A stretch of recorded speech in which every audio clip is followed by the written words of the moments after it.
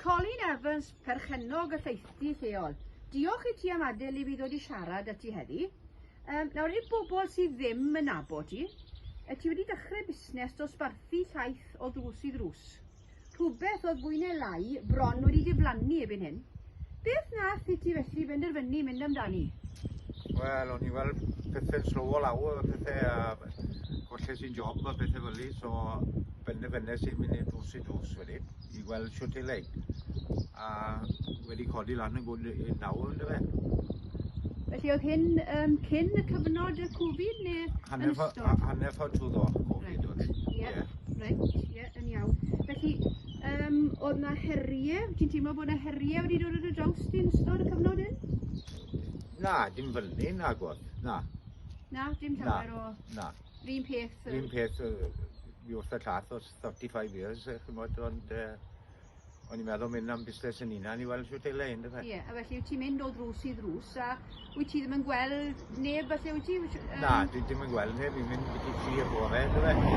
A ddim yn gweld neb wedyn, ynddo fe? O ran y talu y pethau wedyn, sut mae hynny'n gweithio? O, bobl neud dros y ffôn wedyn I talu, neu bobl gyrraedd hwn bob mis I fi, ynddo fe? Ie, felly di hwnna ddim wedi effeithio wedi, na, Covid ddim wedi effeithio. Na. Felly pa by'n trefi wyt ti'n dosbarthu llaeth? Wel, dechrau'n Llanlloni, wedyn Llanybydder, Cwman, dyn ôl wedyn I Cymerau, Llansywel a Tali. Ardal eang, tipyn. Odi. So rwy'n y moyn prynu llaeth, gwsmer newydd nawr, sut bydden nhw'n cysylltu â ti? Wel, either dros ffôn neu Facebook maen nhw heddi.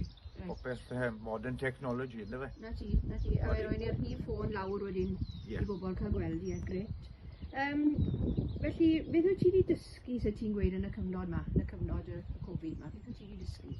Wel, mae mwy amser gytre da fi da blant nawr.